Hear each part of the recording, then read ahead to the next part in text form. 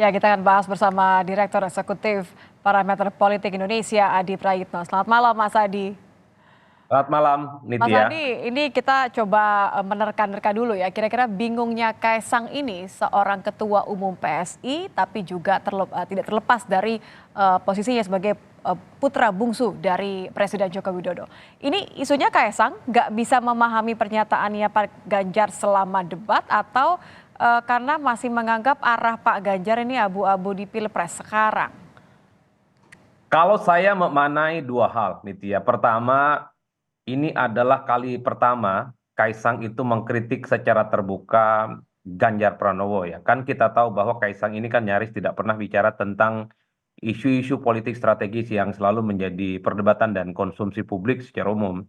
Ini menurut saya ketika Kaisang menilai soal debat pertama, capres-capres yang muncul, nomor satu, nomor dua, dan nomor tiga, yang seakan-akan tidak memiliki warna yang jelas kan adalah Pak Ganjar Pranowo. Yang kedua, sepertinya memang Kaisang ini melihat politik itu hitam dan putih, ya kan? Antara air dan minyak itu jelas.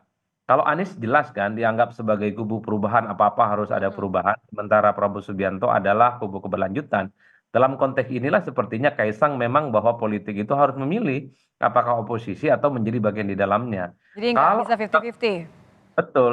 Kalau kita membaca statement-statement elit PDIP, khususnya Pak Mahfud MD yang menjadi wakilnya Ganjar beberapa waktu yang lalu di media massa, misalnya, tagline mereka cukup jelas kok, keberlanjutan dan keberbaikan. Kan itu yang terjadi. Mhm. Apa yang dimaksud dengan keberlanjutan dan keberbaikan? Satu, sederhana, bahwa segala hal yang dianggap baik selama Jokowi memimpin, baik yang lama ataupun yang baru, itu wajib hukumnya dilanjutkan.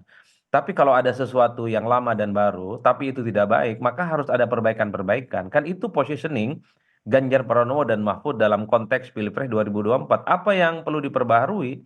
Kalau kita membaca statement-statementnya Ganjar dan Pak Mahfud yang dikritik misalnya soal demokratisasi, yang dikritik itu misalnya soal bagaimana ada tekanan-tekanan politik yang mengarah kepada mereka, yang Mhm. dikritik itu adalah soal korupsi dan soal supremasi hukum. Oke, Ini tapi yang kita kan sepertinya bicara timing ya, kita bicara waktunya. Kenapa Kaisang baru komentar sekarang? Apa kemudian yang berubah? Apa jangan-jangan kemudian ada arah atau manuver Ganjar yang ini jadi obrolan meja makan tapi belum tersampaikan secara jelas di publik begitu? cuman kan yang saya tangkap adalah Mas Kaisang ini sepertinya ingin melihat positioning politik yang bertanding itu jelas.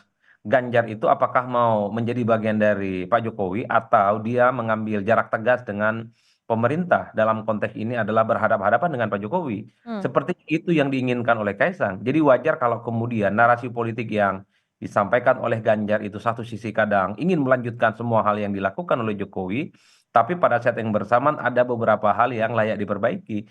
Ini yang sepertinya membuat kenapa Kaisang itu merasa kebingungan menerjemahkan bagaimana posisi Pak Ganjar. Tapi satu hal yang menurut saya, jangan-jangan memang posisi yang terus ingin Pak Ganjar itu menjadi bagian dari kubu pemerintah, posisi yang terus menjadi bagian dari kubunya Pak Jokowi, jangan-jangan memang dalam banyak hal ini dianggap takut mengganggu dalam tanda kutip bagaimana konsolidasi pendukung Pak Jokowi yang secara perlahan sudah mulai hijrah secara besar-besaran kepada Pak Prabowo Subianto.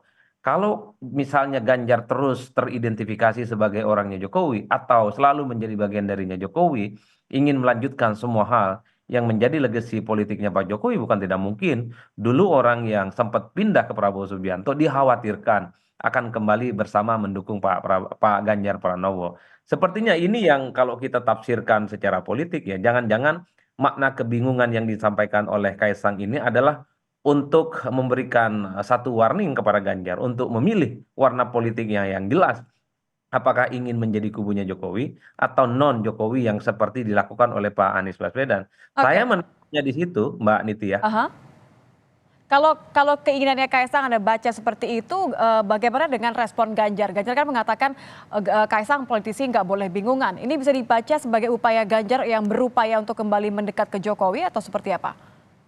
Respon Ganjar itu bagi saya bukan statement yang datar ya. Bagi saya itu adalah serangan yang relatif agak agresif karena untuk menjadi politisi memaknai politik itu kan butuh pengalaman dan jam terbang. Itu Mhm. kan secara tidak langsung ingin bilang bahwa orang seperti Kaisang yang baru masuk dan terjun ke dunia politik ya menjadi kader partai dan langsung jadi ketua umum agak rumit memang memahami posisi politik untuk konstelasi politik di 2024. Politik tidak sesederhana hitam dan putih. Politik itu bukan soal air dan minyak. Politik itu ada kalanya ada berada di wilayah abu-abu, Hmm. mencoba untuk mendayung di antara kepentingan minyak dan kepentingan air. Kan itu yang sebenarnya ingin dijelaskan oleh Ganjar. Jadi berpolitik itu ya cair aja, simple aja. Yang penting bisa diterima di kalangan pemilih, captive marketnya itu semakin besar, dan itu akan dijadikan sebagai stimulus untuk mendapatkan dukungan insentif politik elektoral tentu saja di Pilpres.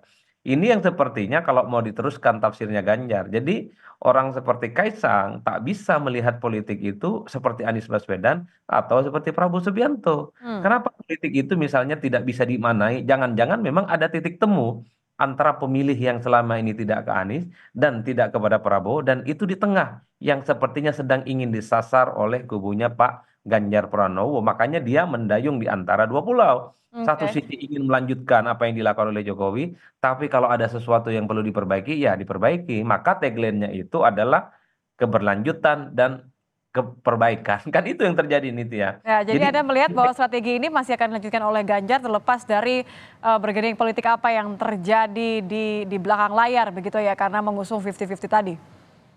persis, kalau kita membaca bagaimana komunikasi politik yang dilakukan oleh Ganjar Pranowo, tim sukses dan para tim pemenangannya, memang ada segmentasi yang sepertinya sedang bergeser betul, terutama pada pola komunikasi. Mereka tak lagi agresif menyerang secara terbuka kebijakan politik Jokowi.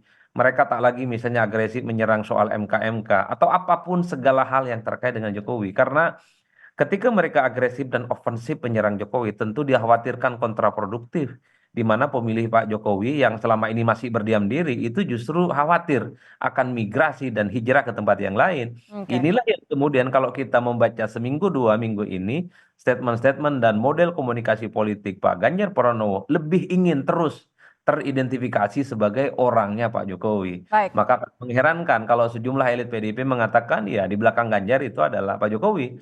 Ini tentu sebagai upaya border pemilih-pemilih Jokowi yang selama ini masih gamang, undecided, belum menentukan pilihan politiknya, itu terus akan melabuhkan pilihan politiknya kepada Pak Ganjar. Kan itu yang Baik, sebenarnya. masih ada Jokowi di belakang Ganjar begitu Betul. ya. Terima kasih Mas Iya. Adi Praitno sudah bergabung bersama kami di Kompas Malam.